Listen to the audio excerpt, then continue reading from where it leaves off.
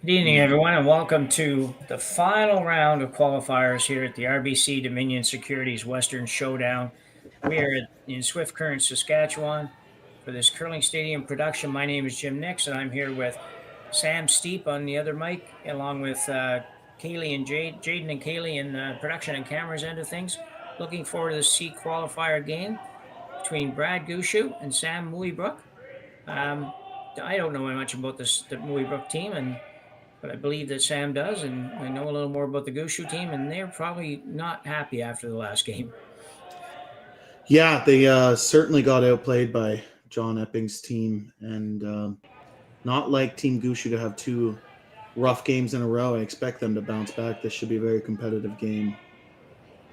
Yeah, I think you're probably right. I'm sure that they discussed a few things in between games and just had an uncharacteristic series of misses by almost everybody. I was thinking about it afterwards, and I thought, I know Jeff had a couple of really long guards that weren't great. He slipped a guard into the house at the end. I knew that Watcher had a few misses, and even Mark had a few misses that aren't the norm for him. So I would expect them to be much better here. So I think Mooibroek will have to be quite good, and he's been good so far. He's 4-2 in this event, which is a not bad record at all. Two more games than Gushue's played. Yeah, they decided to take the long route. They had to play the C play-in game to the quarter. They dropped down from a B quarter to they dropped backwards in the bracket. So they have had 3 wins in a row and are on quite the streak right now. Nice shot there by Botcher. Yeah, I think 7 games has got to be the most you can possibly play in this event to get to the playoff round. So Mooibroek coming off a win, I believe it was last weekend or the weekend before in Brantford at the Stu Sells Brantford Nissan Classic. Yeah, I decided to let him win as I didn't make the playoffs in that event, but No, you he played that ended one, up did you? he ended up Yeah. winning the event, and yeah, they played great. They had their typical lineup that weekend. This weekend they're playing with a spare, as third Ryan Weeb is not there with them this weekend. So who's playing where this weekend? You know? Yep. So they all moved up a spot, and Adam M6, his last name escapes me, but Scott Mitchell throwing vice, and Nathan Steele throwing second for Okay. this lineup this weekend. Scott Um, and Nathan played vice and second last year, so not a position they're not used to. yeah. So quite a few rocks in play here already in this game. We were about 3 or 4 rocks in as we joined it. Gushue with hammer, as we said. Yeah, and in a pretty good spot to sit three buried.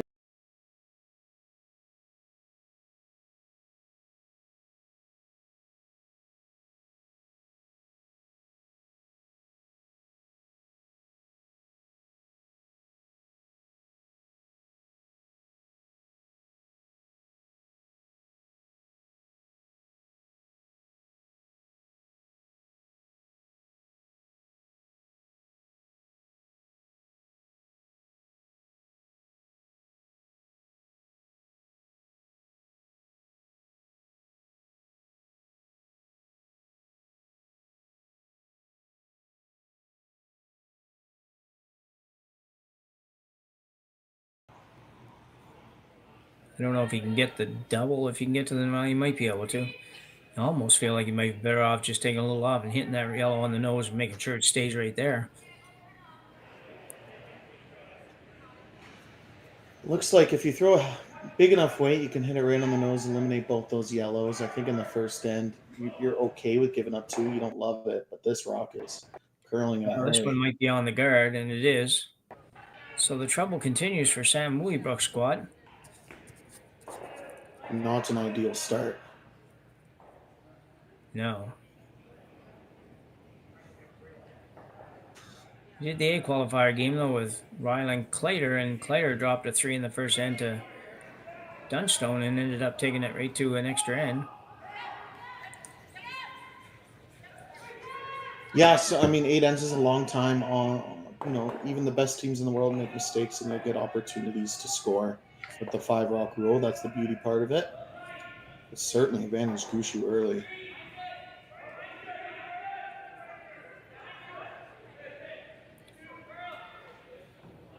It's a lot of thought going into a shot this early. Thanks, Jade.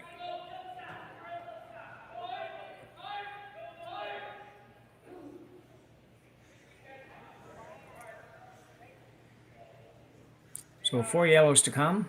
3 reds and 4 yellows remaining in the sand, and Mark Nichols will be throwing his first here in the first. Yeah, Mark wanting to freeze on this corner of the red rock in the top 12. If it does slide deep onto the center line, very much could leave a nose quad. If you leave it right on the center line in the 8 foot. Yeah. So you can't bounce on this corner freeze.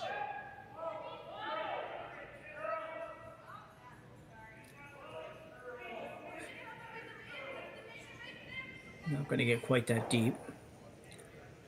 Good tolerance though. And we talked about last game. They got all 4 players got outplayed against team mapping, and I don't have the stat sheet in front of me, but it was pretty obvious just watching. And those are the tolerances that Team Gushue was missing. I know in the top level they don't have a ton of tolerance, and they normally don't miss a ton either. But last game that would have been in the 8 foot and left the quad. This time left it as a guard and was a pretty good tolerance. Mooibroek looking to run the centerline guard into the pile, I would think, with the hopes of getting rid of at least a couple here. Scott can't afford a 0. Need this to curl a little bit.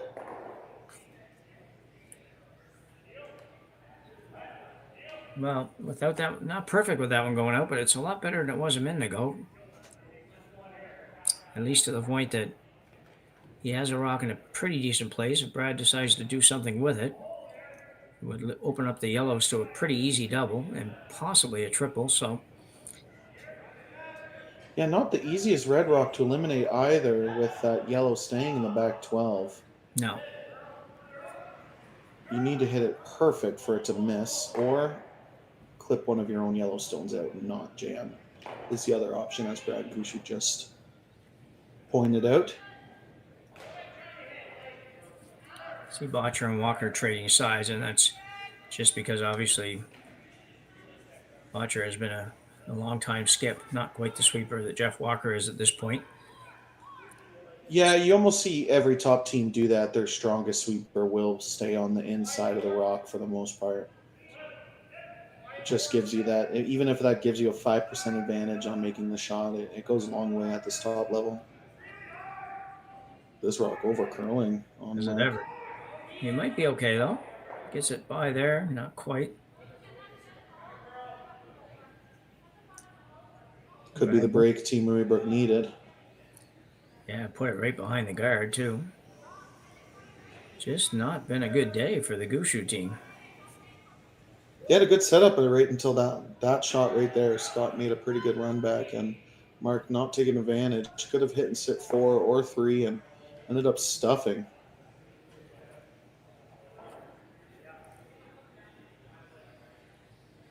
As we all know, new lineups take a while to get used to, and there's a number of new lineups in the Canadian world.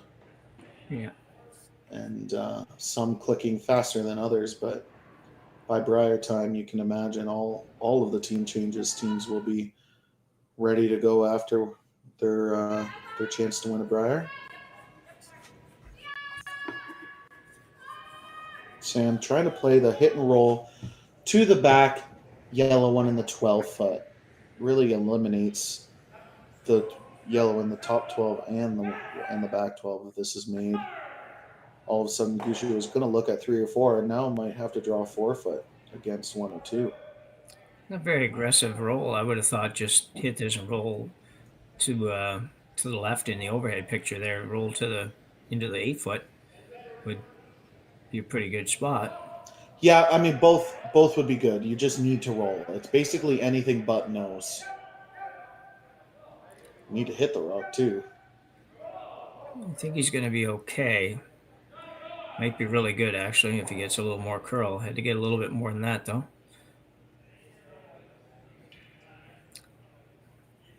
So it ended up not necessarily all that great. Certainly a angle raised double takeout here for... Yeah, it looked like Nathan was sweeping quite hard there and held it too straight. Too good of a Yeah. sweeper. Yeah, we've talked a couple times about the rocks just not being super lively here. So even though you feel sometimes you hit half a rock, it should go somewhere. Quite often it only goes, half of that distance sort of thing. So they've been playing all weekend long, though, so they should have a pretty good handle on that. Yeah, and they're kind of switching opportunities. Gushue now settling in the hack, has an angle double to sit to probably 3 if this is made perfectly.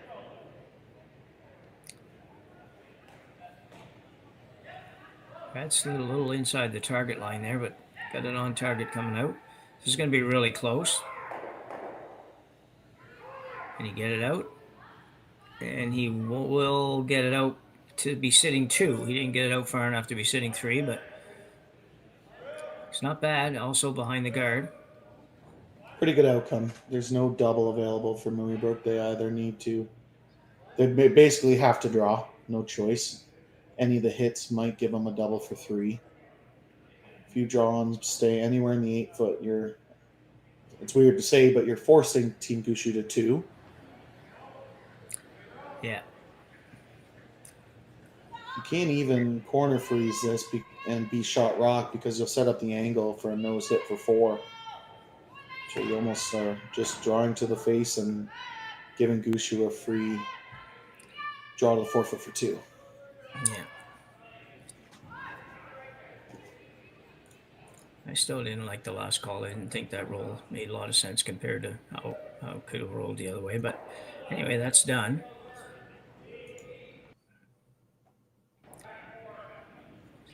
Sam Mooibroek with his last one here in the first end. Trying to avoid a big score by Gushue. Has a pretty good opportunity to limit the damage to 2 at the most.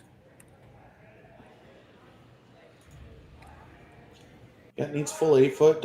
Can't bounce off too hard, or you will give them a double for 4. Sweeper's going at this pretty hard right now. Yeah, got to get there. Not going to get there. So holy cow. An open hit for Brad Gushue to score 4 in the first end here. Yeah, a lot of the fans at home will be happy about that.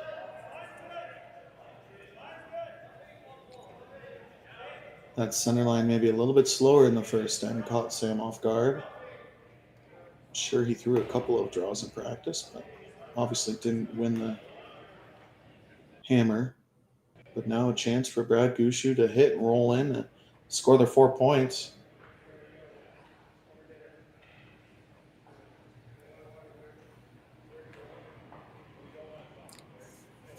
Brad Gushue, intern hit for a great start here in the C qualifier.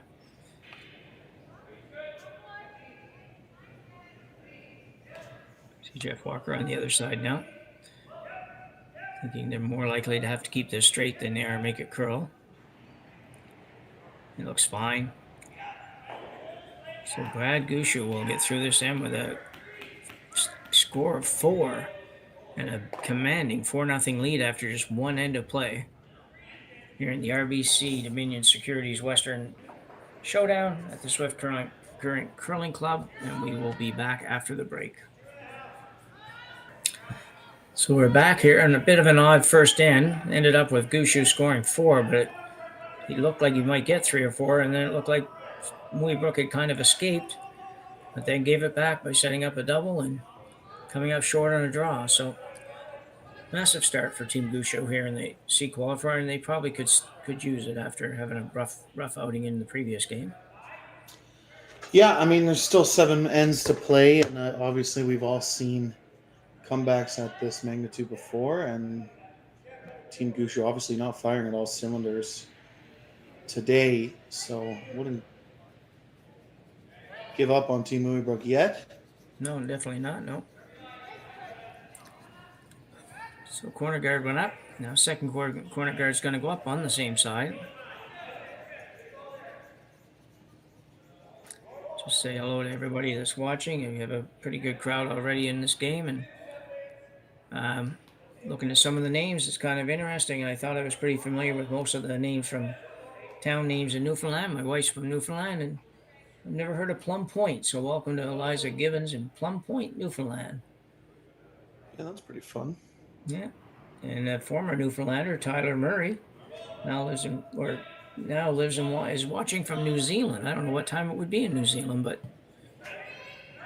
probably be Late. noon tomorrow or something. Yes, or really early. Something like that. I don't even know. Total guess. Yeah.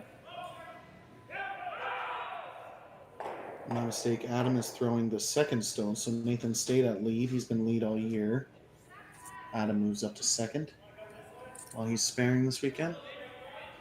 Yeah, somebody on here says Adam won the Canadian Mixed Championship last year, but they haven't given us the last name either. So this year, yeah, he did. Okay.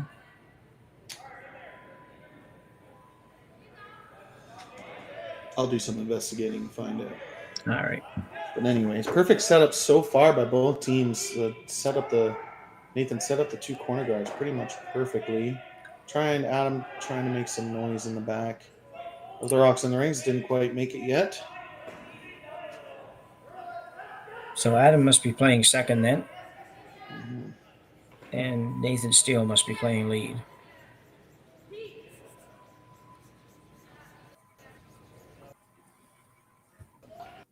That's correct, yes. So guard going back up for Botcher.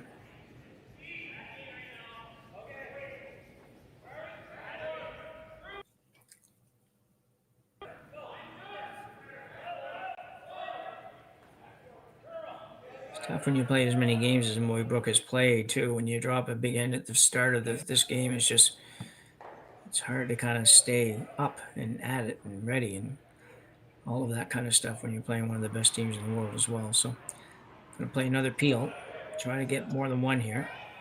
Yeah, it's not an awesome feeling throwing runbacks when you're down 4.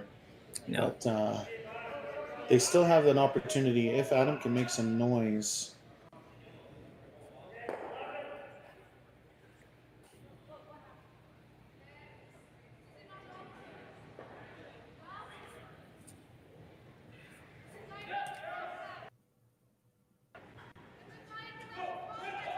Love to make contact with at least one of the stones in the rings. Gets them both moving, though doesn't eliminate either of them. No, but that's a start. At least he's got them where it's going to be a little more difficult for Gushue to decide what to do here. Mark's coming down. He actually called Mark down here to talk about what they want to play.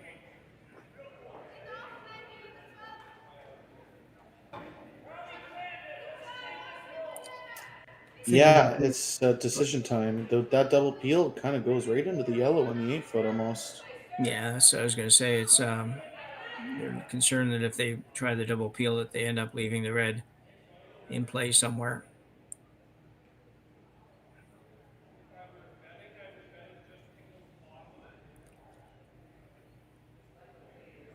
With this new lineup, my curiosity was always going to be whether Brandon Botcher chimed in with strategy or not. Obviously, Brad Gushue would have a ton of respect for him winning a Brier. Obviously, at Skip knowing the strategy quite well, but him and Mark Nichols go all the way back to teenagers. Yeah, I think there'll be a time and a place for Brendan to have some input, and Mark's pretty laid back. He's not going to bother him too much, but so here comes the peel anyway for 11:23 p.m. Oh, for God's sakes. So they're thinking the Angles will miss the yellow in the rings. If they get rid of these two corner guards, there will be nowhere for Mooibroek to hide. It doesn't miss the yellow, but it doesn't stick around, so mission accomplished for Mark. Yeah, I think that was the best plan anyways, even if it did hit and stay. It's, worst case scenario, you're looking at maybe a two points by the time you're done, as long as it didn't go behind some of the guards somewhere. But so Mooibroek looking to come around the rock in the top of the 12-foot now. Yeah, that rock in the top of the 12-foot. is a better corner guard than the one guard. So Yeah.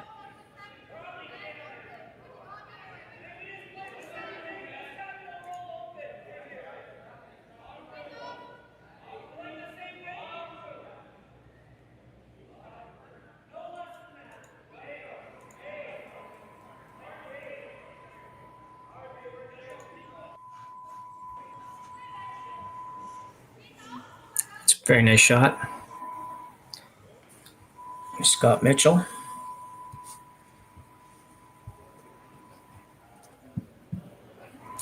Gushue now will ask Mark Nichols to come down and remove that stone. We know they curl quite hard to the outside on virtually every sheet that we've seen, so I'm sure this one will be the same. And lots of room there for Nichols to make this.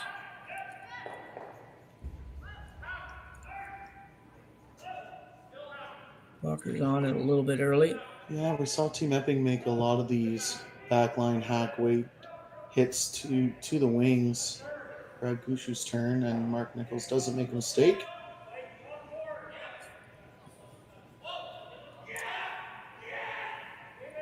Good shot.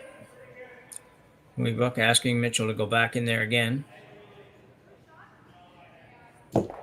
Yeah, I mean, you're down 4. It's only the second, but yeah, really is no other option. You're sitting 3. You're not going to get a blank end out of this.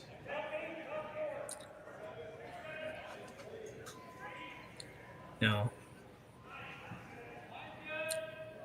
So Mitchell with Nathan and Adam on the brooms.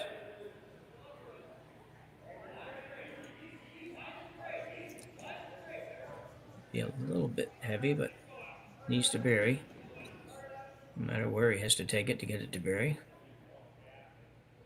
Yeah, did a bit better of a job. Though it's back 12, it's more buried. They probably still could chase it with back line, but Gushue might want to play the run back. He's been throwing a lot of high hard ones so far out of his 2 stones he's thrown. They were both pretty upweight hits.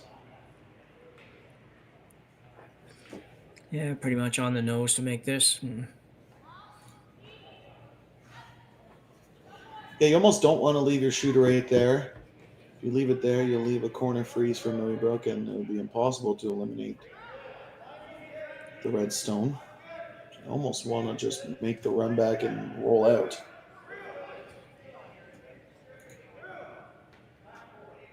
Don't overcomplicate when you're up 4.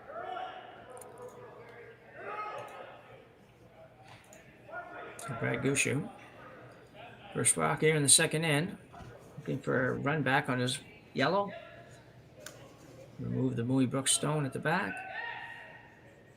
He's going to make it. Just a matter of whether or not he's going to roll out, and it will. Yeah, did exactly what I wanted them to do. Rolled it a little closer to the center line. Sam Mooibroek can bury full back 8 foot. Doesn't really want to be shot rock, but second shot stone.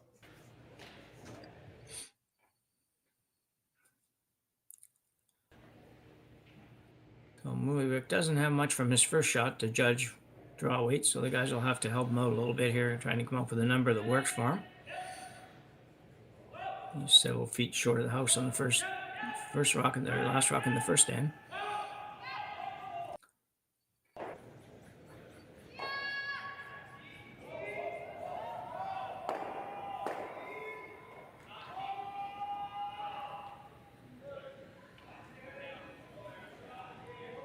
Well, certainly no panic early for sweepers, so it suggests it's certainly there.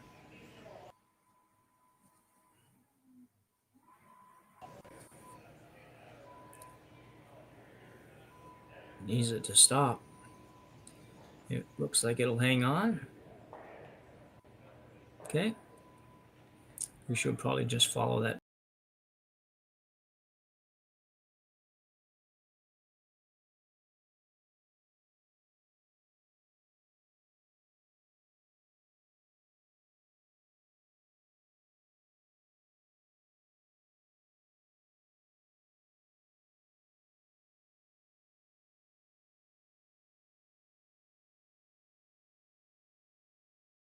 second rock in, that position that Sam Mooibroek can't really make a double. Forces him to one. Job done. Yeah, I like the top 8 here. I think either top 8 on either side would do. You basically leave no double and get a force here in the second end.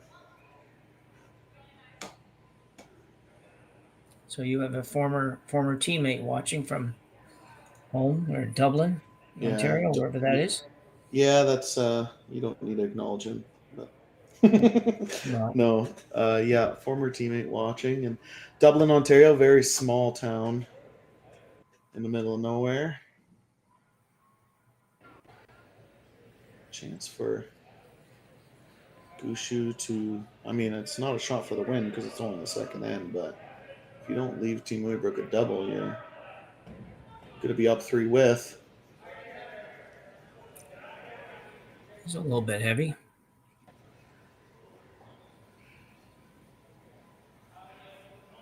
Wow. Quite heavy. Brad Gushue. I don't know if I've seen him miss draws like that very often. And just a simple hit for 2 now for Sam Mooibroek. Yeah, this is, I wouldn't say a door opening, but a window just cracked for Team Mooibroek. Oh, yeah. Chance to make it a 2-point game.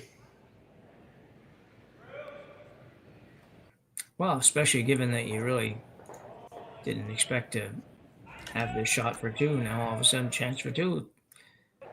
Make you feel pretty good. You're back in the game somewhat, and a little bit of a light at the end of the tunnel. That's good. Needs to stay on this, though. Yep, last rock here in the second, looking to hit and stick and stay in the 8-foot.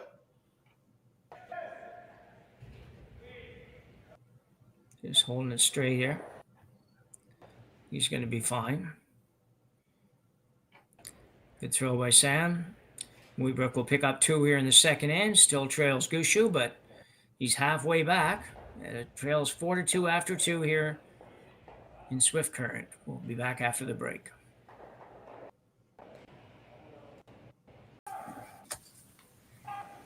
We're back for end number 3 in our C qualifying game between Sam Mooibroek and Brad Gushue. Gushue with a I don't know, just a certain misstep, definite misstep on his last draw. Uncharacteristic miss. Threw a draw pretty much through the house to give Mooibroek an open hit for 2. Mooibroek took advantage of that, and I suspect that's got to make them feel just a little bit better. Sam? Yeah, I mean, they've obviously dug themselves a little bit of a hole here early, but that certainly helps the momentum slowly shift towards them. If they could ever get a force and take another 2, then it's only a 1-point game. Yeah. It's not hard math. If you take two with hammer and force every time you don't, you'd be winning the game by the end of it. Yeah, you'd win 8-7. Mm-hmm. But yeah, he has a chance to get back to be down within 1 point at the break, which would be pretty good. But first of all, he has to try to hold Gushue to only 1 this time and make sure that he doesn't have a big score. Big score when you're down 2 is only probably 2, so Mooibroek will play the freeze here. Yeah, Nathan not making his center guards the way he wanted to, so there is a stagger, a pretty easy double peel if needed.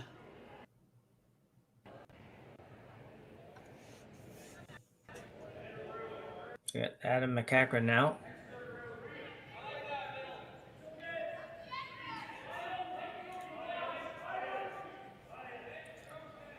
Yeah, chance to freeze the pocket here. Really coming towards that center guard. That's going hard. Got to get a buy. I think you need a buy. Can. Good sweeping. Yeah, great sweeping from Nathan Steele. Nice throw. Gushue still sitting 2. Yeah, Gushue not going to fool around too much here. Get rid of this center guard and pretty much force Sam to put it back up a few times. And See what happens from there. A pretty easy peel by Brennan Botcher. Update you on our other scores. Team Cooey up 3-2 over Daniel Casper. Daniel Casper has hammer in the third. Brent Pierce up 1-0 over Kelly Knapp. And obviously our game on the men's side. And on the women's side, Team Inglot, 2 steal of 1 to be up 2-0 over Xana Schwaller after 2 ends. And that is our women's final. All of these games are streamed on Curling Stadium and on Curling Zone on YouTube.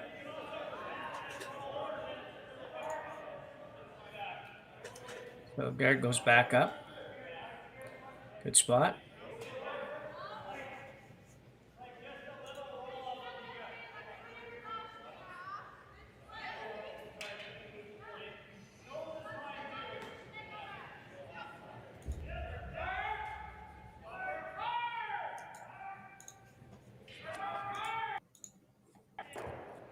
And another good peel for Brendan Botcher. Mooibroek go back up again. Will come a time when he has to do something different than this, but for him it's not yet. Yeah, I think at least 2 more center guards. Or at least 1, but most likely 2. Just to update you guys of who are the teams are that have already qualified. Team Dunstone and Team McEwen qualified through the A this morning. For playoffs, Team Epping, Team Kleider, and Team Jacobs all qualified through the B. So already very competitive 5 teams in the playoffs. Waiting to see who the other 3 are tonight.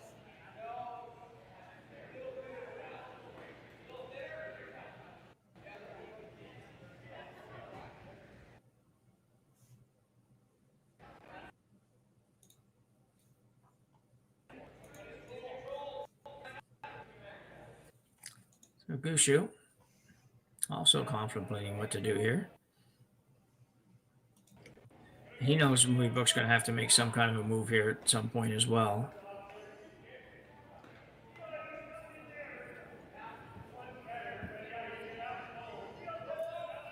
Yeah, up 2 with hammer. You don't need to overcomplicate anything, I don't think. So the interim peel for Mark Nichols.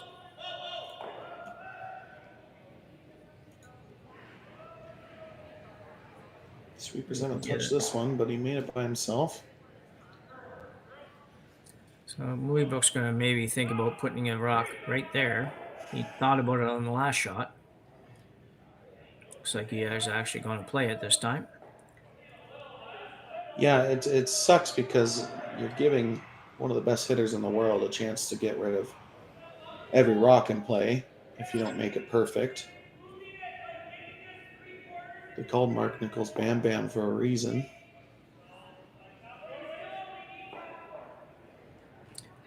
Yeah, it was quite commonly known by that name back many years ago, but I don't hear it as much anymore.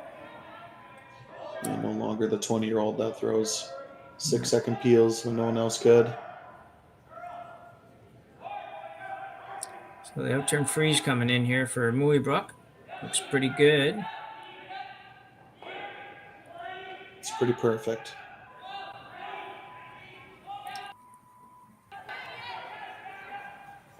Gushue's sitting 2, but recognizing there's a little bit of danger there with the red stones.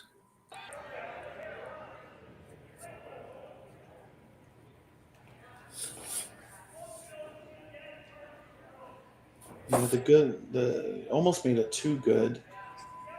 Gushue should be able to hammer the red on the right side in the top 8 and eliminate at least 1 red stone. He will eliminate one of his yellow stones as well, but they'll be in a better spot.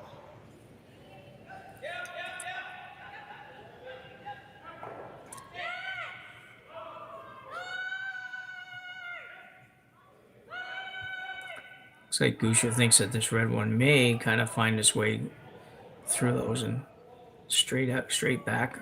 Oof, not with that release. A little outward motion by Mark. Oh, eliminates one red, not the way he intended to, but still an okay outcome. Yeah. Mooibroek will hit and sit 2, but it's pretty open.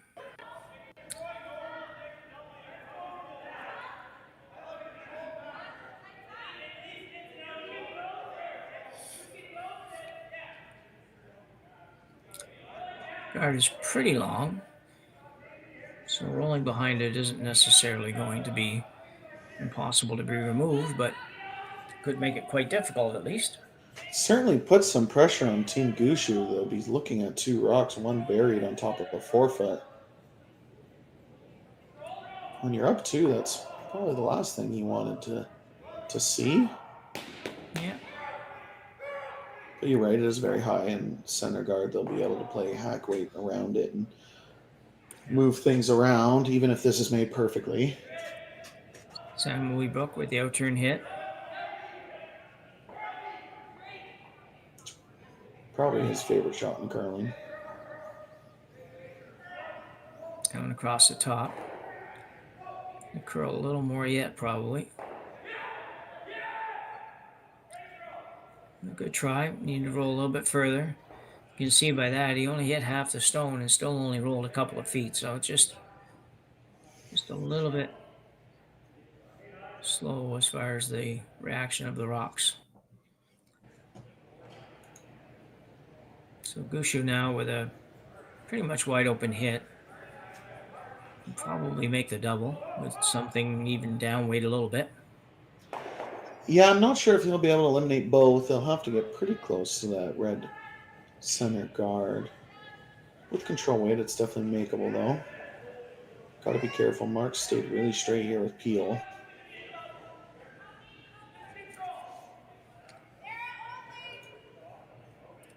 Yeah, looking for about a foot of curl. A little more, maybe.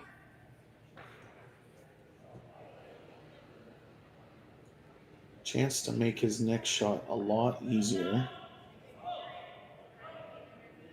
Anything but wide here will be good.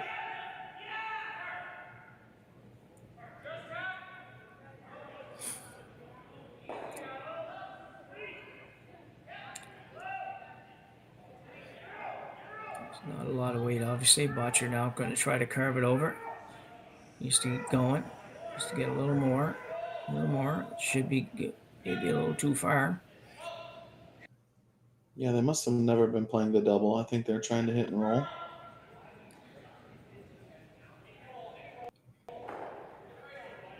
Yeah.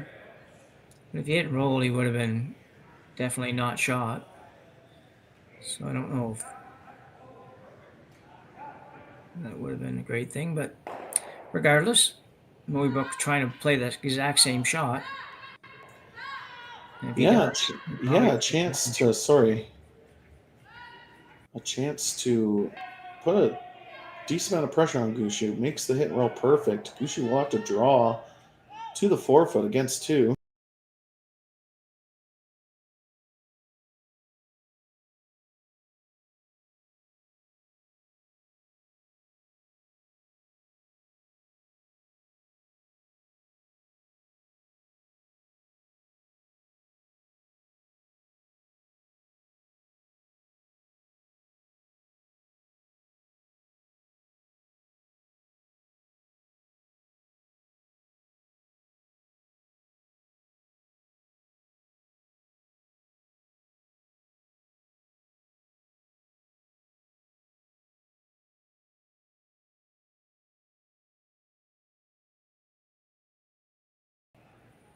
You can feel the momentum shifting just a little bit.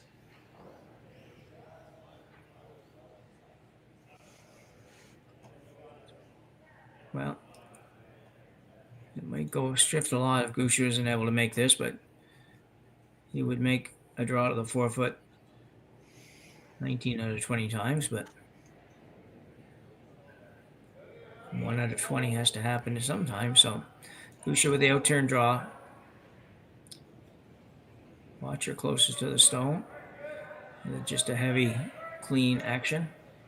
See a lot now. Yeah, the sweepers are heads down right now. This is going to be light. Mooibroek missed light in the exact same path in the first end. Wow. Well, it's just hard to believe what's happening here in these two ends. To be honest, I've never seen Brad miss so many draws in all the years I've watched him play. But he just missed this one. We will steal 2 here in the third end to tie this up at 4 after 3 ends of play.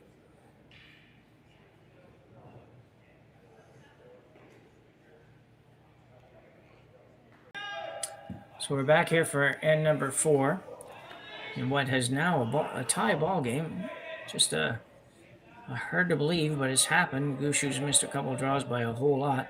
And we just had a rock moved off the center line. The Gushue team moved that red one off the center line, so it had to be replaced, and Mooibroek will go around it. So, strange chain of events here, Sam. Yeah, an absolute huge shift in momentum in the last two ends. Gushue went from drawing the top 8 to forcing. They would have forced them in the second end and been up by 3 with hammer going into third to now it's tied 4-4. Yeah, big change. Wild and crazy. Jeff Walker now being asked to play the outturn draw to the one in the house. Sit right on it. No mistake. And think about it with the Gushue squad. They have probably as much experience as anybody in this event and many events with their lineup, and I don't think it'll rattle them too much. I mean, not at yeah. I mean, what hasn't Brad Gushue seen? He's given up 4-point leads more than once. Not saying he's done it a lot, or he wouldn't be where he is, but even when they gave up 2, there was no broom slam. That didn't look like too much frustration out of the Gushue camp. They kind of just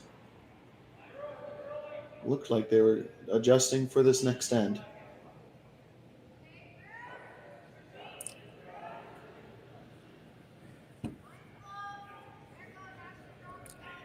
Pretty nice draw there for Adam McCachran. We're not sure. Just going to go with Adam for now, I think. It's probably the easiest way. So Brendan Botcher now be playing a peel here. Peel or run back. I'm not sure which one Brad's going to try, but I think they're trying to move 3 stones off the center line here if it's made perfectly. Disaster. Well, got the wrong one. Yeah, they absolutely did. Replay. Yeah, they're coming down center line with peel weight. You're missing the shot literally by a centimeter. And picked your own out. It's the difference in the game. Yeah, that's definitely some bad luck for sure.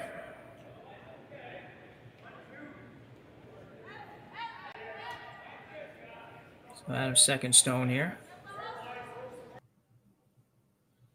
Yeah, an opportunity for Team Mooibroek to keep the pressure on Gushue. They could be sitting 2 buried on the center line after this.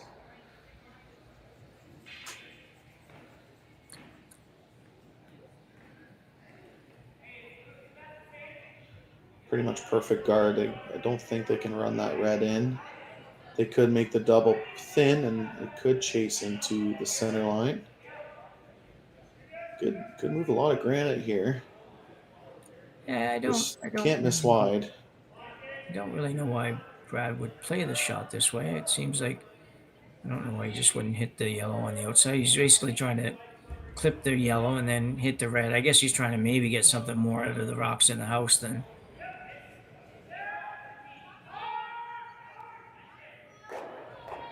And I guess that's why. Great shot by Brendan Botcher. Yeah, it was almost queued up. Obviously, as long as you don't miss a foot wide, which don't know when the last time Brendan Botcher did that.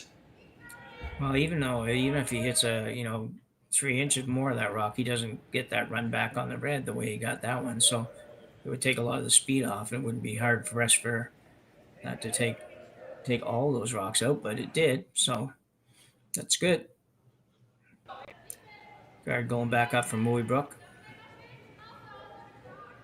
Yeah, Gushue really trying to stop the Mooibroek momentum right now. Yeah. But Mooibroek trying to throw a 2-guard above the rock in the rings. You'll probably see Gushue ignore it and draw a top 4-foot. This is the 4th end. I don't think they would want Gotta to go blank. hard on this to get over, and they managed to get it over the line and over to the center, and it's a pretty good guard. Gushue may choose to ignore it, but looking at hack weight shot.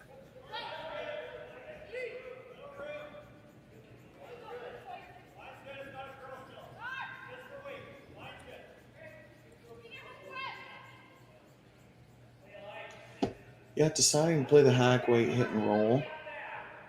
You make this, you're in a pretty good position to blank this end.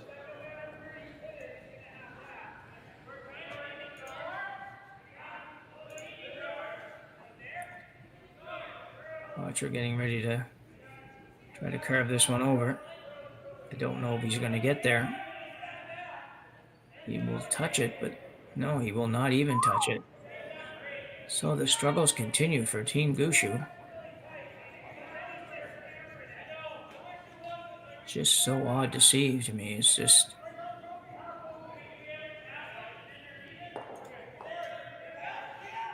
Yeah, I mean, it's no secret they're clearly missing more than they normally do this weekend, but again, it does take some time to adjust to new lineups.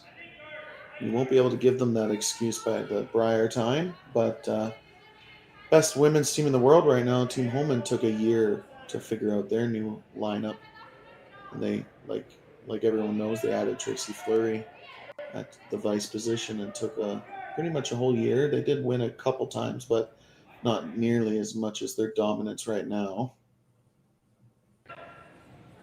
So it just could take Brad a little bit longer to adjust their lineup. Scott Mitchell's throwing this one well back into the ranks.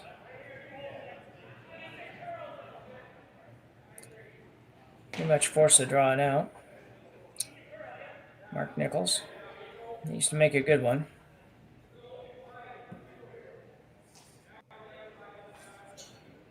Yeah, missed opportunity. You know, you always want to make after a miss, and probably why you see a little bit of frustration from Scott. You put that in the top 4 buried, you're putting Gushue in a lot of pressure. Now Gushue gets to try to do that to you. Mark's goal here. This looks pretty good. Sneak it by the guard. Very nicely done by Mark Nichols.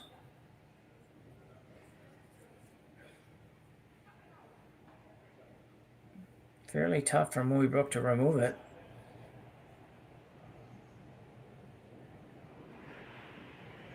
And he might not try. Yeah, you don't really want to just concede too. Not playing the corner freeze. I guess you're setting up for your last thrown stone.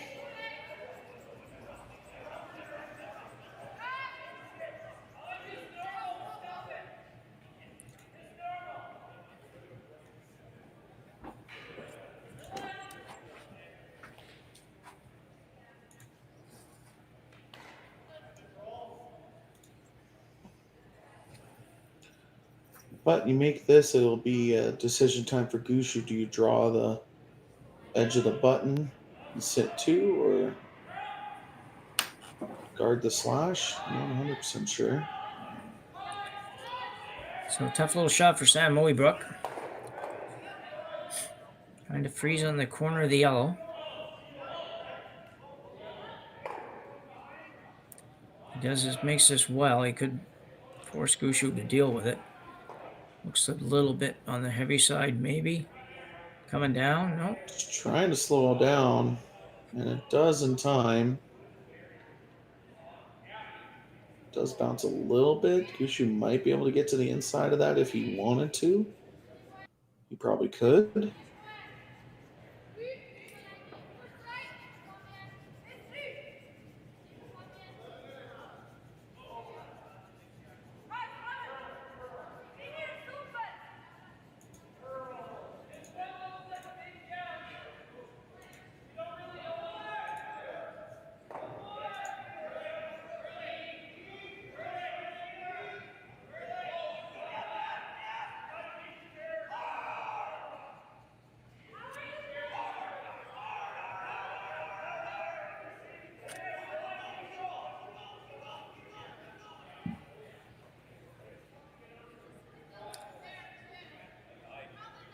Yeah, an interesting situation here. I do think you need to make the hit and roll under because that red is too usable. But you could draw the edge of the forefoot right where Brendan Botcher's broom was.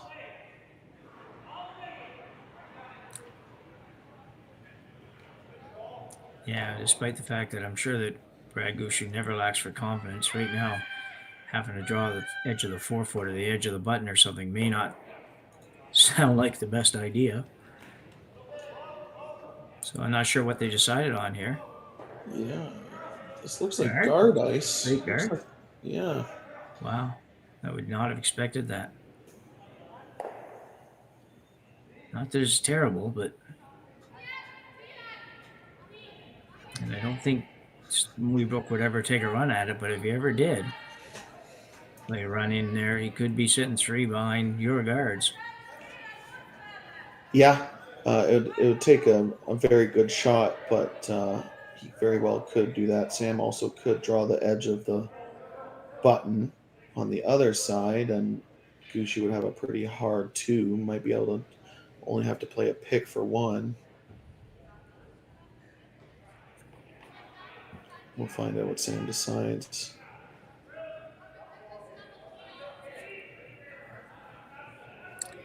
So Brad Gushue looking for halfway down to the house guard here.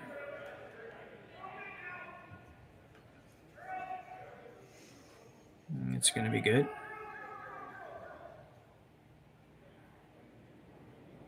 Good spot. Yeah, pretty good. And both Sam and Scott started talking right away. I do think the draw's the call. If you get it a quarter buried top forefoot or top button, Gushue would have a pretty much impossible hit and stay into the forefoot for 2 because of that red biting the forefoot on the other side. And if you ever come up right where his broom is, which basically would be a corner freeze on the other side of this yellow, it would be very difficult for Brad to score 2 anyways. He wouldn't have a lot of room to work with. Yeah. Yeah, I mean, I think a perfect spot would be biting the top button and a quarter buried if you could ever corkscrew it around the rock in the top 4.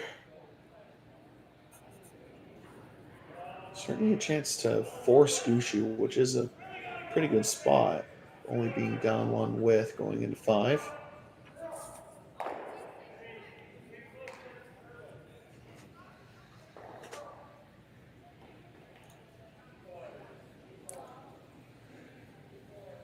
So Mooibroek with the in-turn. One thing you don't want to do on this shot is be heavy.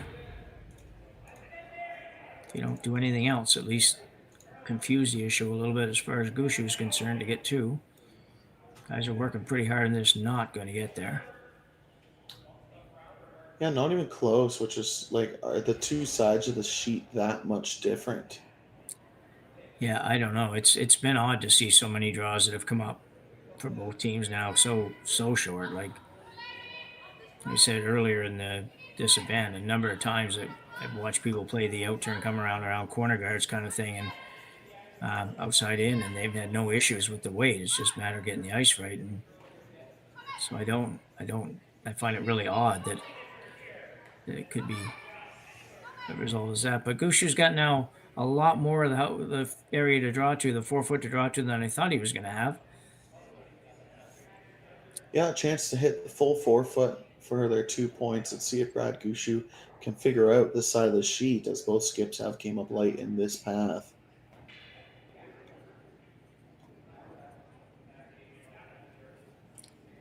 So it's on its way. Jeff Walker. Thrown down, ready to go.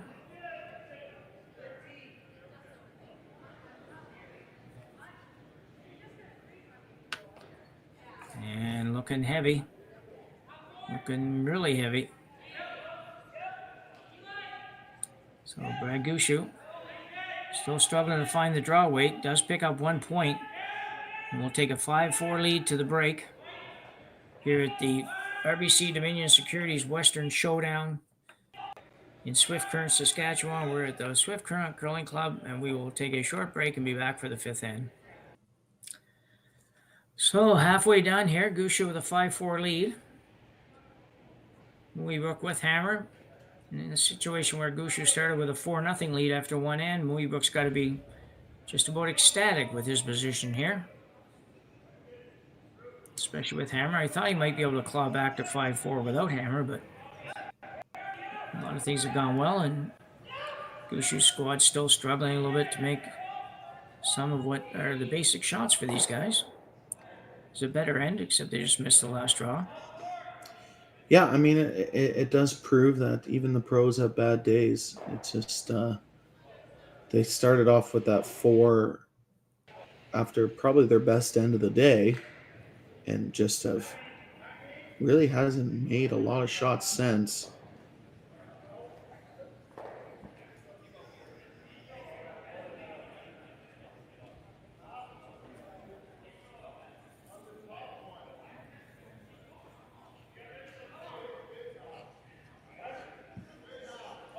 That's a nice shot. It was a fantastic sweep from Scott Mitchell. Not often do you carve a rock for 3/4 of the sheet. No. So Gushue follow that in. Yep, just put it right on top of the Mooibroek's red stone. Trying to leave an angle where it isn't an easy double.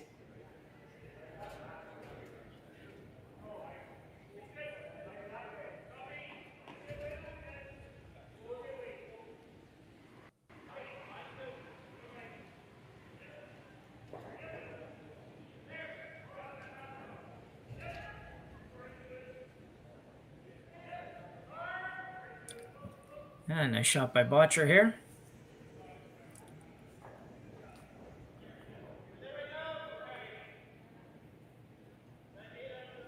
Well, some good draw weight by those players. Both teams. Yeah, and a good angle. There's not an easy yellow double right now.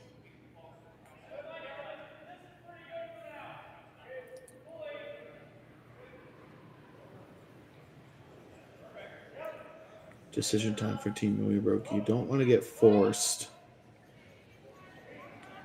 You really want to score multiple or blank, and that this rock right here would have been the decider if they wanted to blank or not.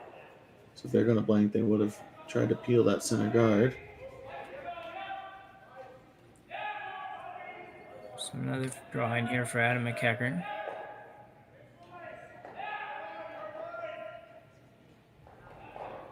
Yeah, trying to corner freeze, trying to not line the reds to easily go. It's a pretty good shot.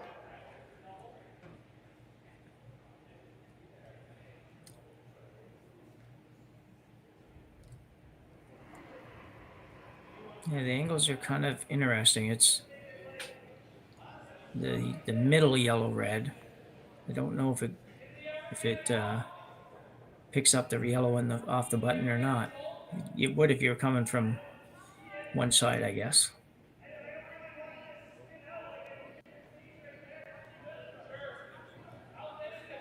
Yeah, right now, I don't think Gushue's going to be the team that wants to blow the center line up. No.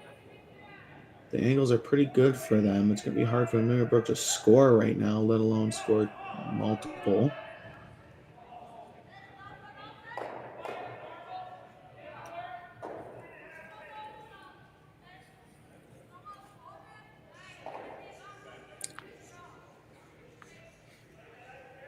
So it looks like Gushue's going to play the double on the Reds from this intern side.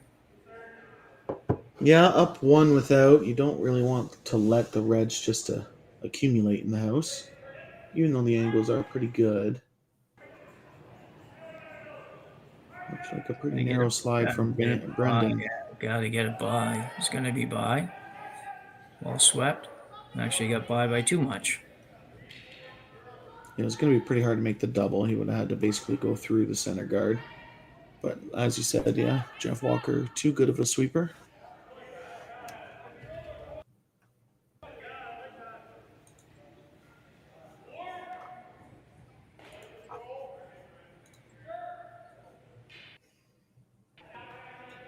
I do like the peel call here from Team Mooibroek. Yeah, just going to open this up. And McEachern's second shot here in the fifth. Pretty gentle looking peel. Maybe trying to save a corner or something. It's going to run back into the trying to roll to a corner guard and not really mission accomplished. They're really just taking away a draw path at that. Unfortunately for Adam, didn't curl up quite enough. Yeah, a straight peel there probably would have been a better option, to be honest, I think. A little bit of a misstep. Mark Nichols now.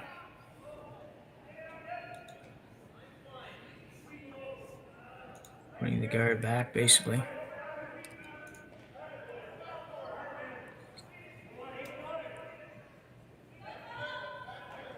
Just going to try to move it over a little bit.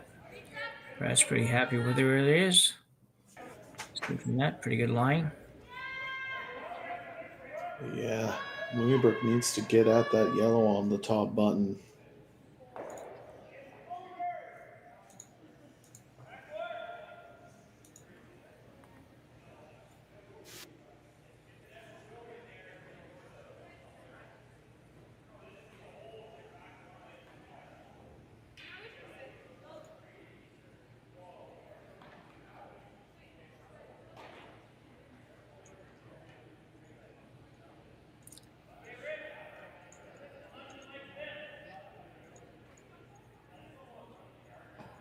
Just trying to consider all the options here. He hasn't got a clear sailing exactly. He just can't go in and hammer something.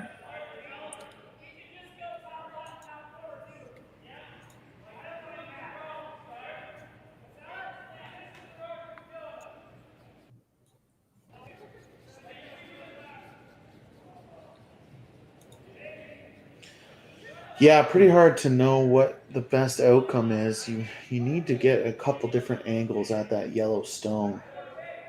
In my mind, you need to make a run back.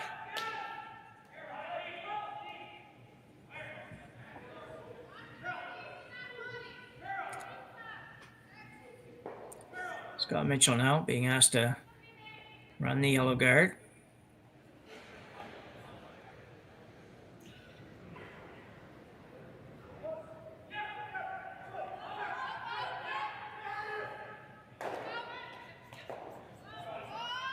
Oh, pretty unlucky. They were sweeping that the whole way.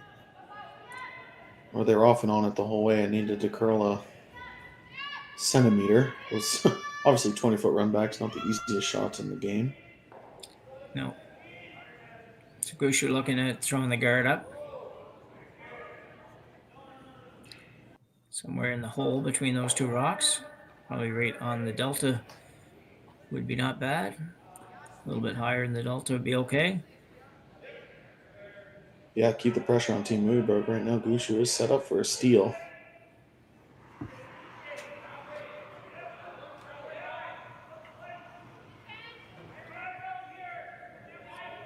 Needs to get this over the hog line.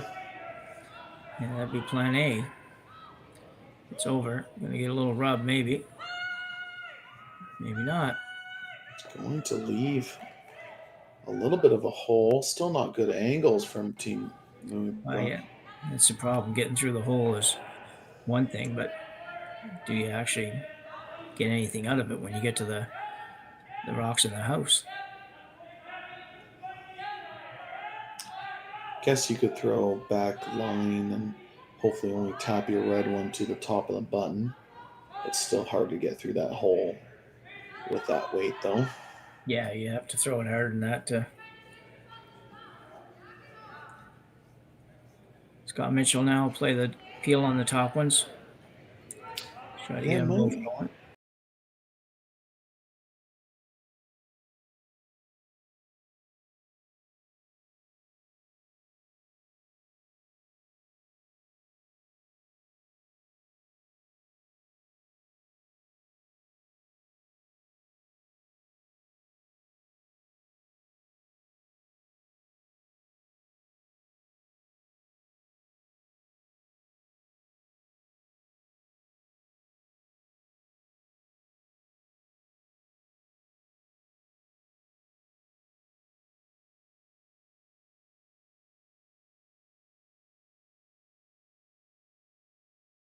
Be a very, very amazing shot, actually.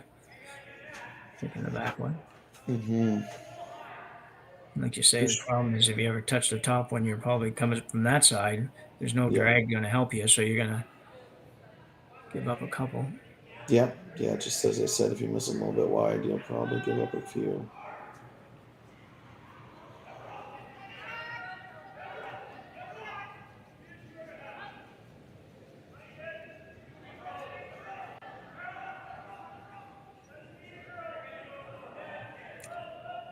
Gushue needing to get this guard in the right spot. Looks pretty good.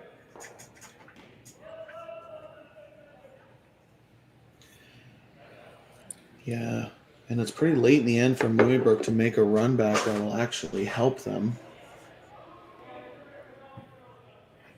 So I don't think that yellow that's on the button will ever move. It might drag if you hit it just off nose. So actually, you could move all three off the center line. Yeah, you might not get them all out, but at least you'd have a spot to score.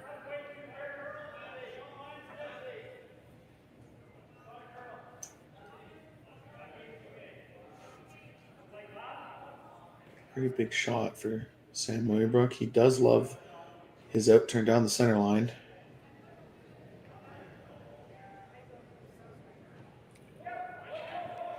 So just cleaning, going a little bit now. It's going to be close. Not quite, though. Had to come up a little bit more. Going to be a really big challenge now for Mooibroek to score here. Gushue's probably thinking whether or not there's some way that he could manage to get more than one here. No, I don't think so. I just think he's looking at Team Mooibroek's options. Right now, Team Mooibroek has the just off nose run back that I said a couple of talks ago. And now they have an angle run that they might be able to score one from as well. Or you throw it away, give them their steal of one, and have hammer it down 2 and 6. Then the game's not over.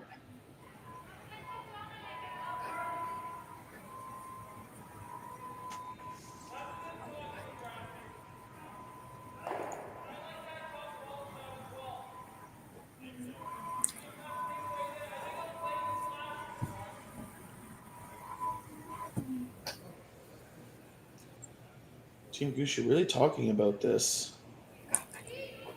They're really worried about these angle runs.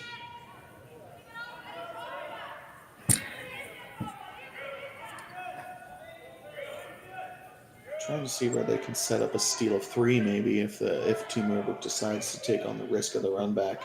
Yeah, that was a perfect freeze. That's what they're going to try and do. Yeah, that was kind of my point when I was said that trying to set up a way that he might end up getting more than one. He puts it in a place that Sam gets a little too aggressive on something, could turn into a bigger score than one. But you're right. I think that for Mooibroek, he might be forced with just throwing one away here. Yeah, a steal of 1 isn't the end of the game. No, and I don't think he can get close enough to the yellow to get on his red to take their yellow out. I don't think that's there. I think if you hit as thick as you can see, you can probably make it, but it is very difficult. You're Yeah. probably going to see the angle run on the corner red just in front of the S3 logo. On that side, yeah. It's probably the safest shot for Mooibroek if he's trying to score. Well, let's see where he puts this one first. Might change the decision regardless. This would be a momentum booster for Brad Gushue himself, missing a couple of draws the last 2 times he's thrown them. This one coming up about 2 feet light. And the angle run could be for 2. And really no risk. It'd be pretty unlucky to pick your own out and give up 3. Doable, but unlucky. For this angle run, you're almost missing to flash it at this point because you might as well give it a go.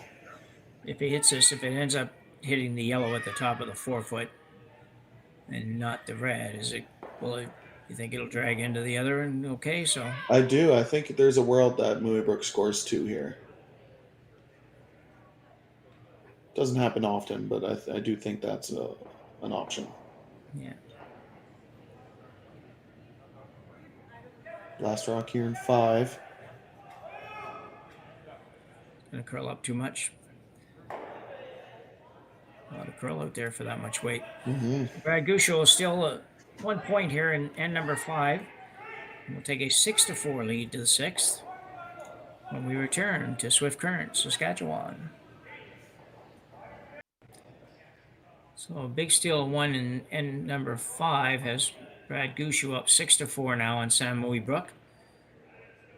Certainly an end now that Mooibroek would like to get a couple. If you can get a couple here in 6, you kind of establish the right mix of hammer, no hammer heading to the 8th. Just a question of how hard you go, I guess, Sam. Yeah, I mean, you have 2 hammers to Gushue's 1, as you just said, and you take 2 forced to 1 and 7 and take 2 and 8, you win the game. So the math is easy. It's the execution that's the hard part. For sure. Good shot by Jeff Walker there.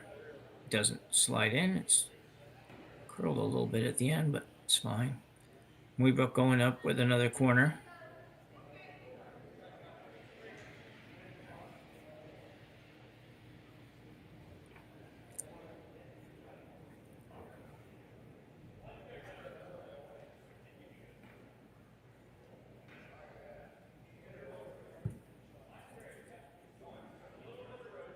Yeah, an opportunity to score 2 or 3 here with Gushue not firing on all cylinders yet, anyways. True enough.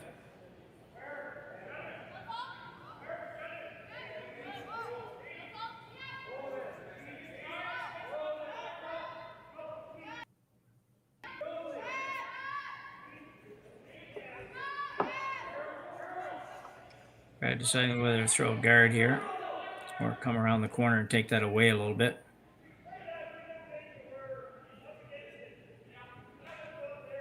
I like the high center guard. I know you're up 2, but if you throw this high center, you'll probably see Team Mooibroek having to chase.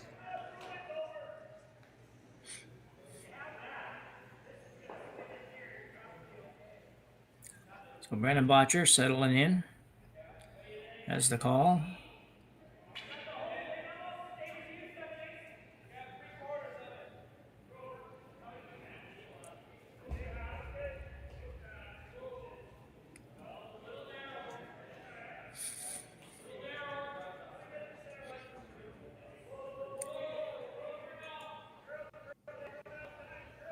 It's a little bit of curl. Nichols and Walker now both working on the same side to get it over there. Pretty good job.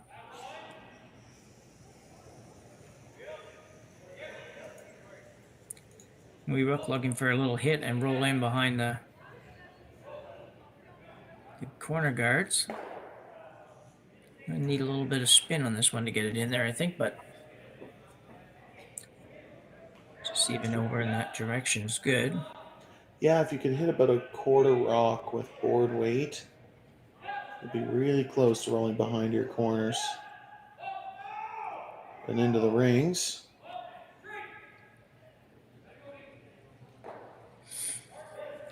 Very nicely done. That's pretty much perfect. Yeah, really good shot.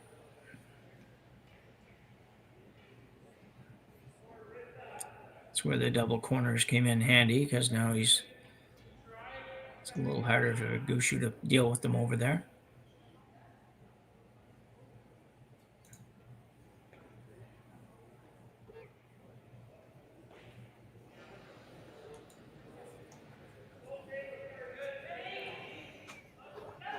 Gushue throwing another guard up. Looks like. Oh, he's still talking, I guess.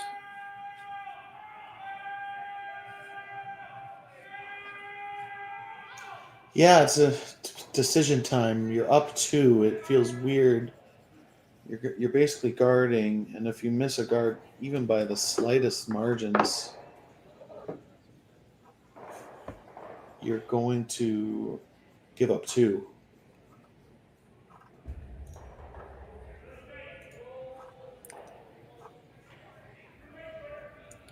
Watcher just threw the shot, so he should be close.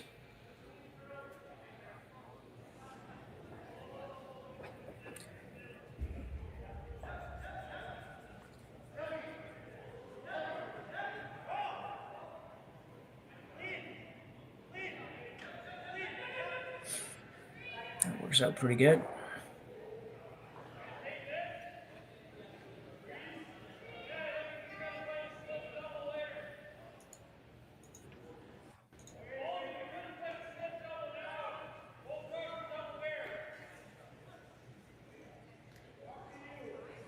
Mooibroek having a look at the thin double on the yellows.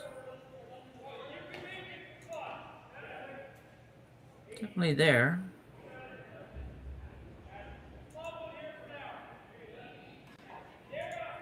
He's going to play just, looks like just a draw to the yellow, freeze to the yellow.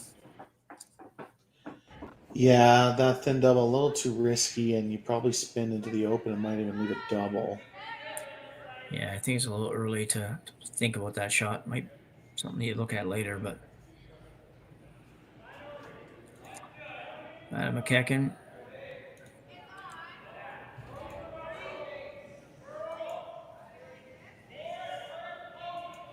He used to curl a lot. Probably trying to play a wick off this rock in the top 12 since it's a little heavy. Just like that. Yeah.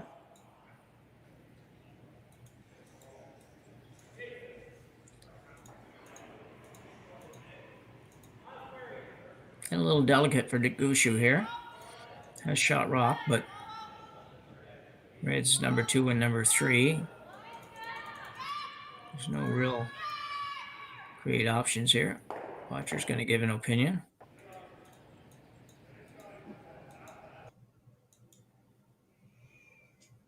Yeah, Mooibroek kind of starting to set up to score 3.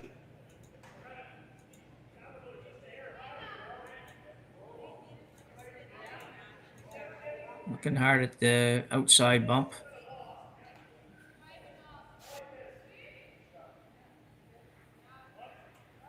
So it looks like that's going to be the call. Just a little raise.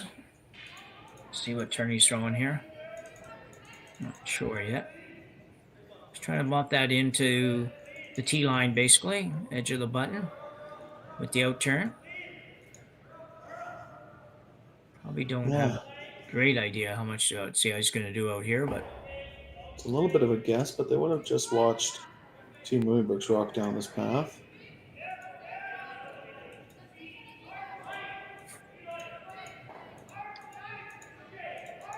just from a distance looks like it might have already be curling too much. Can't really see though.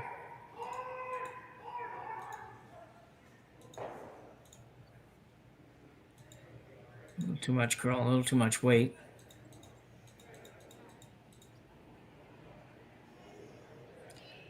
Number 3 now, which might be important.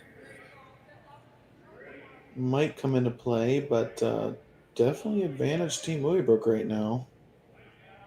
If you can make this thin double, you're sitting first, third, and fourth after you're done. Yeah. And like we said at the beginning of the end, they only really need to score 2. Tough little shot here. Mitchell looking at, I don't know if he's looking at trying to rub that or whether or not he's just looking at coming through the hole there. I don't think he'd play the rub on purpose. Maybe he's just trying to get rid of that yellow rock and roll another one in. We'll see here. Yeah, big. This is a big shot. Just wick off that yellow. Sit first, third, fourth.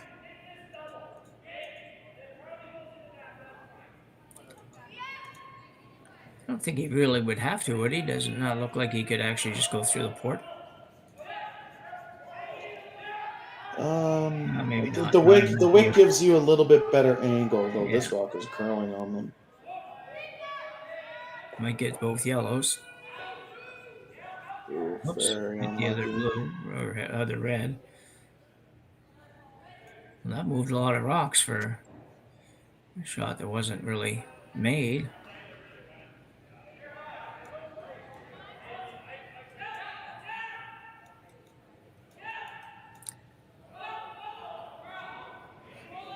Took a few reds out of the picture for Gushue as well.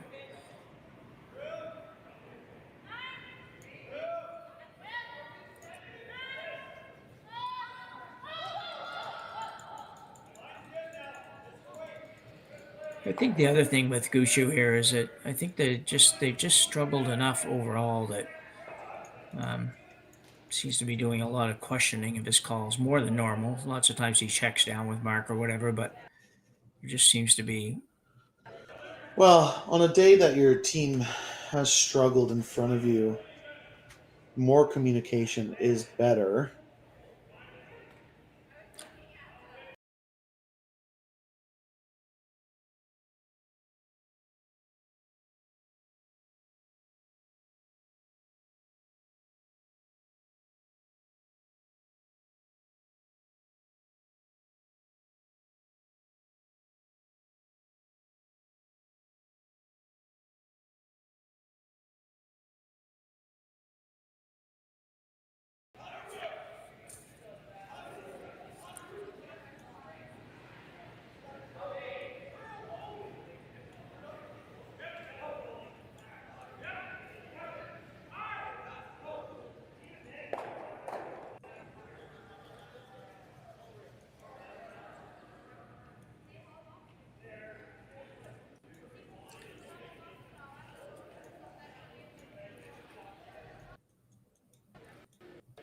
So it looks like they decided. We'll have to wait a second to see what that decision is.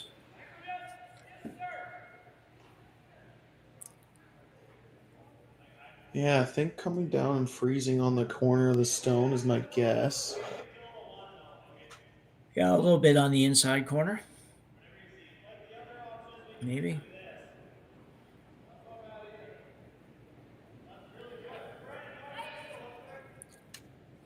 Mark Nichols with his final one here in end number 6.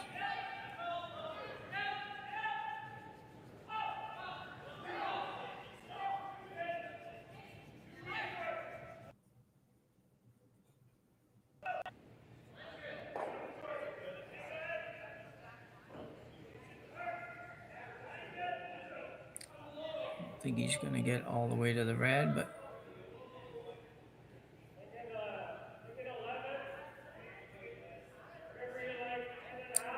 that's not bad. I think he got enough curl that it'd be very difficult for Mooibroek to get to his own red now. Yeah, checking to see if they're third shot or not. I think they are. I believe they are as well.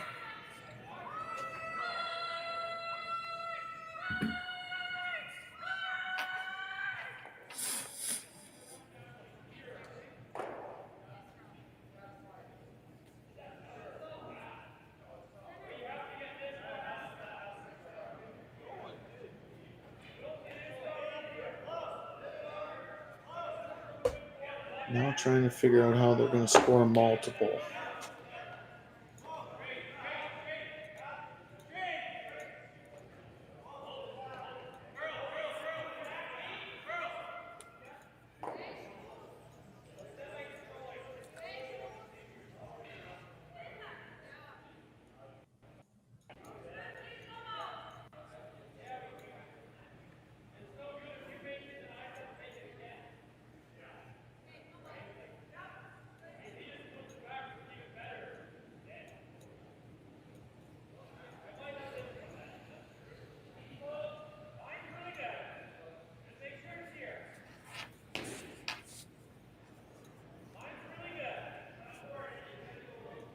Not seeing a lot of great options here, Sam. Are you?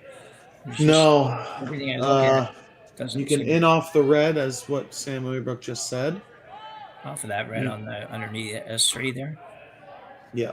Yeah, You could it's tough. corner freeze, or you could angle run, is basically your three options on Vice's last.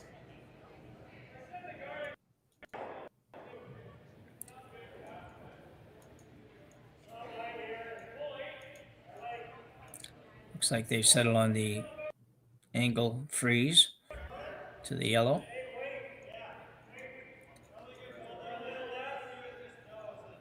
Gives you more options going into skip stones, I think. Yeah, I think that you're better off not playing the angle run, for example, right now, just because you might need that rock. After Yeah. you try it now and don't make it, you may not have anything at all for the next shot. Of course, you'd have maybe have the in off the other one. I don't know. Anyway, let's see where this one ends up. Trying to just freeze to the yellow.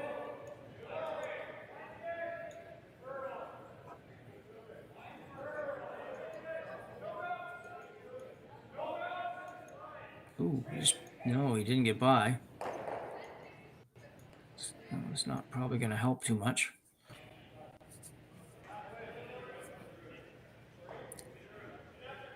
Yeah, not the best outcome for Scott there. Now No. it's Team Gushue's time. It's time to decide what shots Mooibroek has. Well, you kind of forget about, because in the overhead we don't always see up far enough, and it's just the way it is. Can't help it. But it's so when you're looking at it, sometimes I'm looking at it and I realize, well, you could play this, could play that, but then maybe not once you can see the rocks that are out front.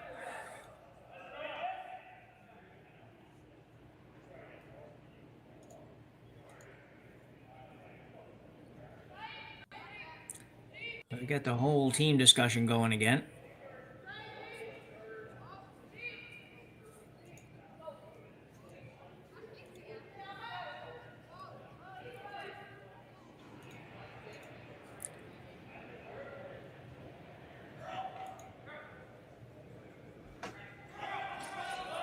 This could be the longest end of our weekend.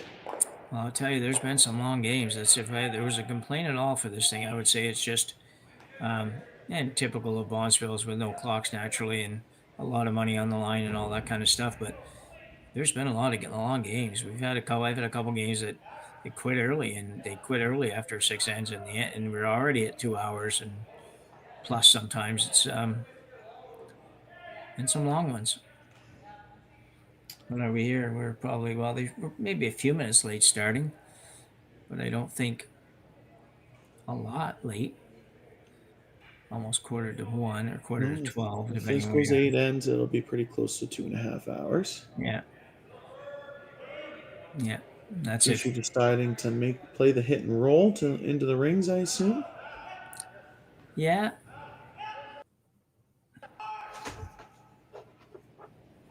If he was to hit this and only roll halfway to behind the corner, it might leave Mooibroek a raised hit on this to get out of trouble. Anyway, we'll see. Jeff Walker, a little bit of roll. Uh-oh. Oh, no. I think it just rolled to the worst spot. Yeah, definitely A double option for Mooibroek. At least I think. We'll see it on the long shot here. Yeah, definitely there. Right on the nose. They don't need to throw it super hard, but it looks like they're going to. Yeah.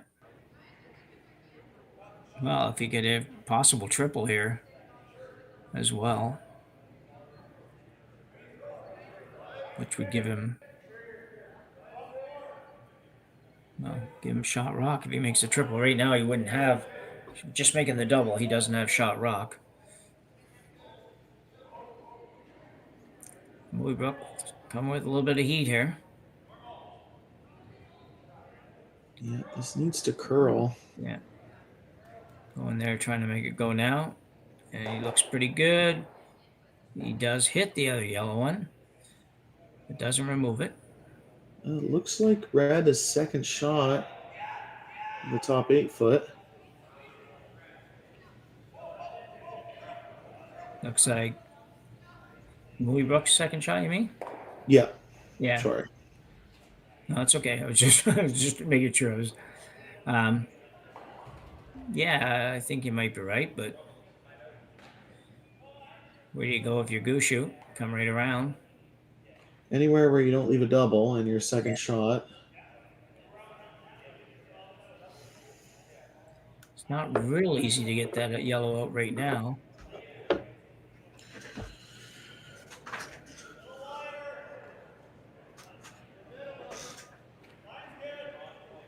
Well, they decided.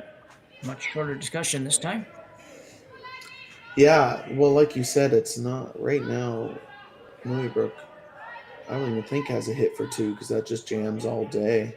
The in off, I guess, would be the hit for 2 off the red.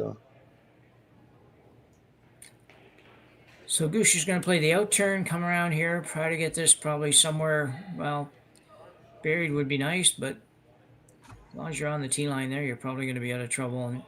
But if you can bury this, you're going to have full 4 foot, maybe force Sam Mooibroek to play the draw. He'll try to find something else other than that, I think, because he probably doesn't want to just get one.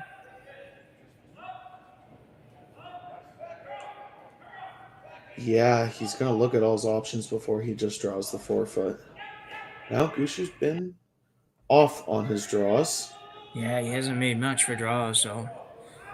And this is a brand new path. This is going to be this is probably his toughest draw of the game.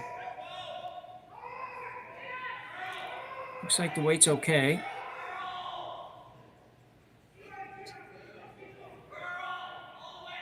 Pretty bold early call when all 3 of them started sweeping it. Yeah.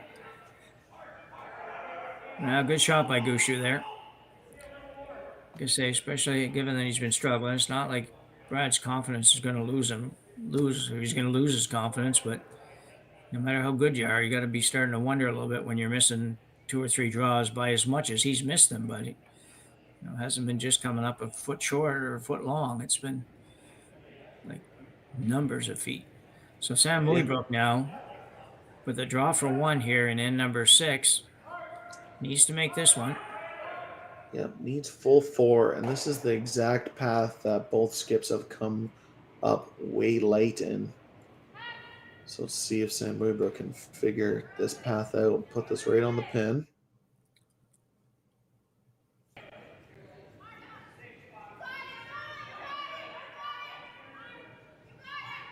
The line looks okay. Gotta go. Yeah, they didn't look panicked early, but they're heads down sweeping now. They gotta go. They're not gonna get there. Wow, and the big steal of 2 for sure. Yeah, I think it is only 2. Yeah.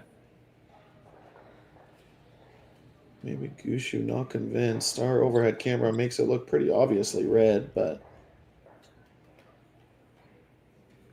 One final look for Mark Nichols. Mark may think it's yellow. the eyes. Everybody's gonna look at it now. The eyes getting a little older, I think. So we'll hang on here till they measure these. Brennan Botcher pointed at the red. Did he? Yeah, he said it's pretty obviously red. Okay. So Gushue with a steal of 2 will regain his 4-point lead that he had after one end of play and have a pretty commanding lead as we go to the 7th end here at the RBC Dominion Securities Western Showdown C qualifying game here at the Swift Current Curling Club. We'll be back right after the break. We're back for end number 7 here. Mooibroek giving up a steal of 2 and 6. Now trails Gushue 8-4. It's been a back and forth kind of game. Bit odd for sure.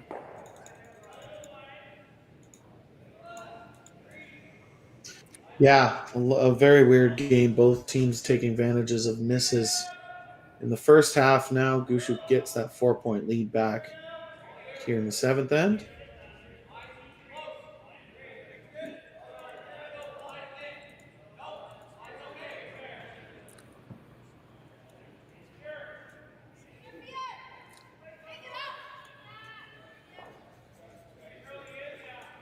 Gushue looking to put another one in the 8-foot in front of the Yellows.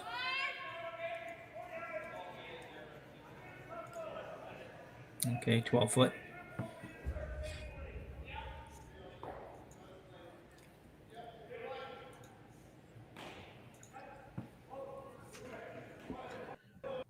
Yeah, corner guard's not exactly in the perfect spot after Nathan steals first 2 here. One quite high. Obviously, they've curled a lot of games this weekend, this being their 7th. Probably pretty tired.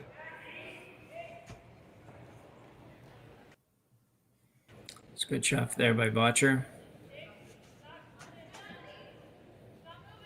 Yeah, it mentally gets tough too. It's there's obviously the physical component, the toll it takes with this many games over a fairly short period of time.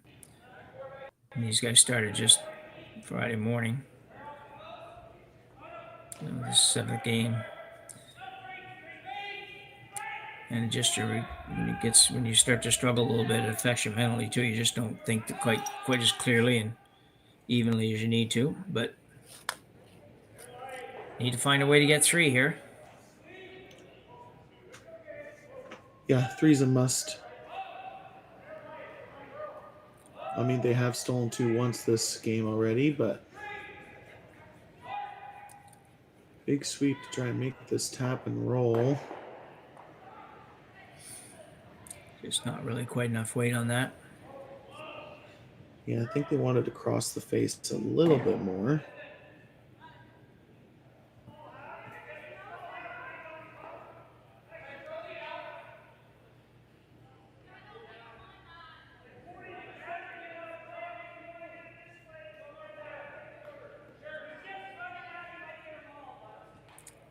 So Gushue going to play the high one. And with the hope of maybe picking up the other one as well on the opposite side.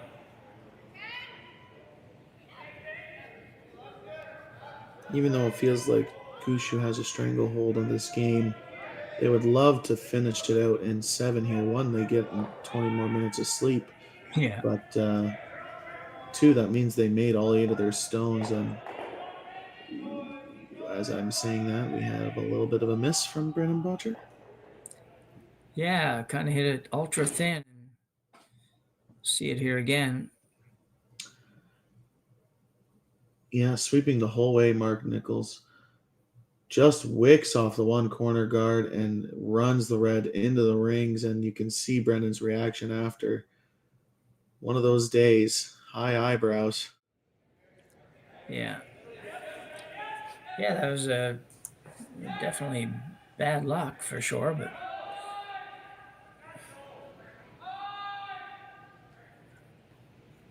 Certainly might bring 3 into play now.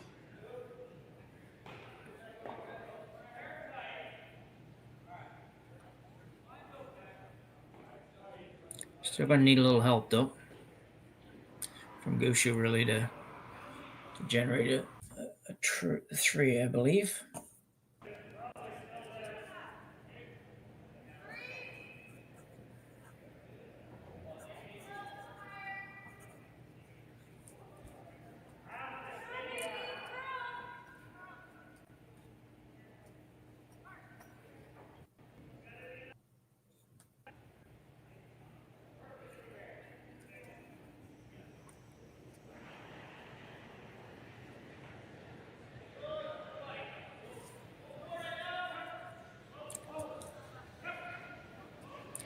Mark Nichols playing the run back here.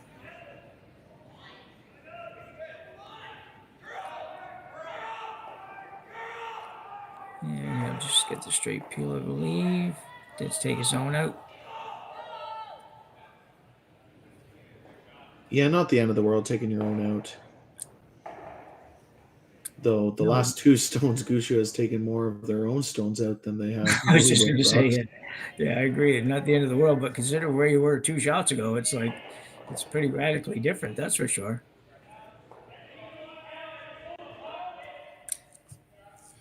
And can see, and then add in the fact that you took at least more than half of them out yourself. Yeah, that's if Mooibroek does stage a comeback, you might think of these last 2 shots in the 7th. To get it, yeah. Team Gushue have to give him an assist at least. Scott Mitchell going around the corner this time because he needs 3. He doesn't have the luxury to keep it throwing up a corner guard on the other one. Go around here and hope Brad plays the open one, and you'll come around again and see what happens. Yeah, they're going to want this rock to stop, or Yeah, Scott already turned around. He kind of knows. You might have just given Bam Bam a crosshouse double. Yeah. Pretty thick. Yeah. These rocks aren't the most lively in the world.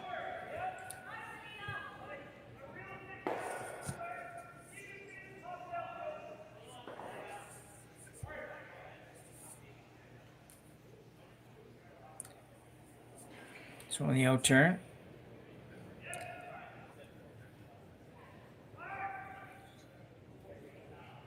Needs to hit about 3/4 of this to Really make it. close. This will be awfully close. Can they get it out? Can Brad get it out? He does. That's a game changer. Basically the game-winning shot. Yeah.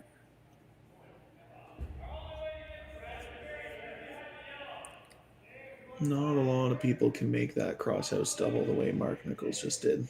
No. That is a fast-moving rock thrown very accurately. Sam Mooibroek going to go way outside here. Come around the yellow one as well. Yeah, the ideal spot would be full back 8 foot buried behind the yellow stone.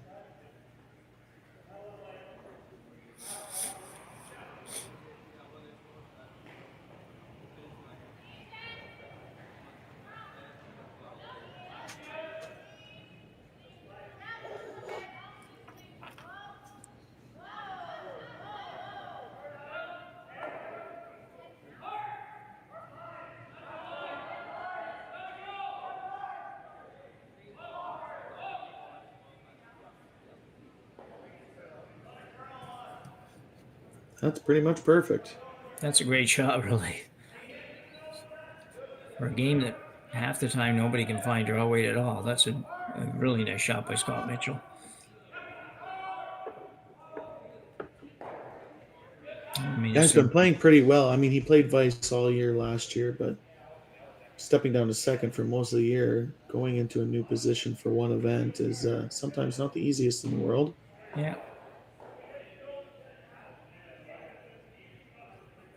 I believe Mooibroek last year lost the C final to Schwaller in this event. Currently losing the C final to Gushue right now. Okay.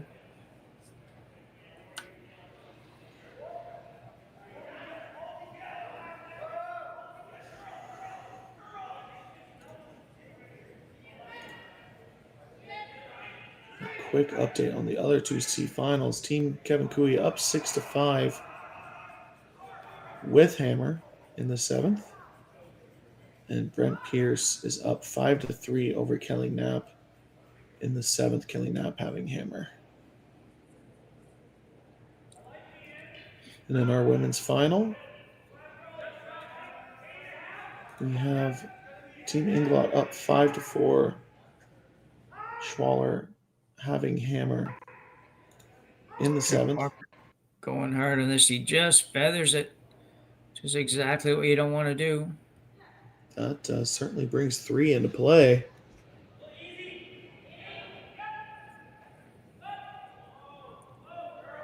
Sam needs to line up these angles to where they can't eliminate a red stone and still have a shot for 3. Yeah, it's going to be difficult for sure.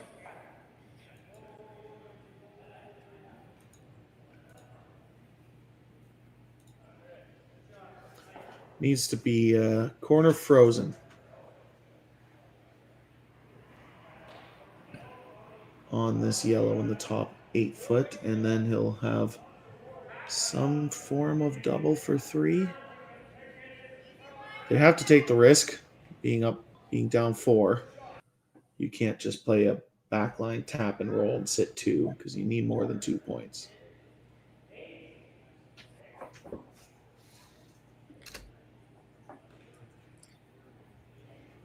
So Sam Mooibroek now play the same shot he just had Scott Mitchell play.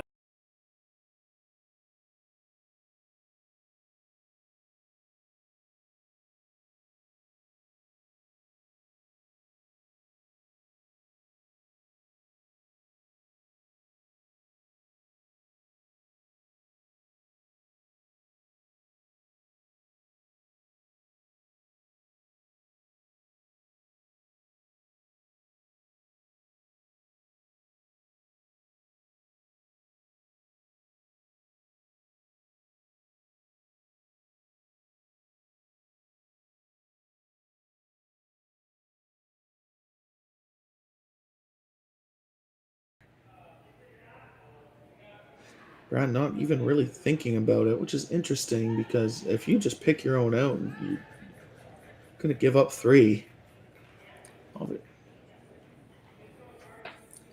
Yeah, it's interesting they're not taking a little more because you could split the house here. And You could split the house, you could draw back 4 foot, you can tap your shot stone back into the reds. This is really the only shot that makes it that Mooibroek has a chance for 3. Now, Brad doesn't miss the same shot twice, but interesting choice strategy-wise. so Brad Gushue, final stone here in 7. Mooibroek does have hammer. Needs to curl a little bit. Yeah, no mistake. And he eliminates everything on that one. And that pretty much ends it. Yep, Sam's not even going to throw his stone. So definitely an odd curling game. Gushue does emerge with the victory and qualifies for tomorrow's playoff round. Sam Mooibroek, you got to feel a little bit for him. He played 7 games this weekend and walks away without qualifying. That's a tough road to hell, but it was a bit just an odd curling game, Sam, I think. Yeah, both teams struggled in different ends of the game, but Gushue coming out on top in the latter half of the game and gets to make the playoffs, and 2 more teams will join him. So we will encourage you now to drop over to watch. There's still 3 games going on. The ladies' final still going on, and it's close. And we have a couple of other C qualifiers that are still on as well. So you're welcome to jump over there and see them. And most of those games have commentary, so that'll be nice as well. And we will sign off. It's Jim Nix for Sam Steep and for Jaiden Bishop and Cailey on the cameras. We thank you very much for joining us this evening. We've been thrilled to be able to bring you this C qualifying game and weekend games all weekend. Be sure to tune in for tomorrow's playoffs. And on behalf of everybody else at Curling Stadium, we will say goodnight from here in Swift Current, Saskatchewan.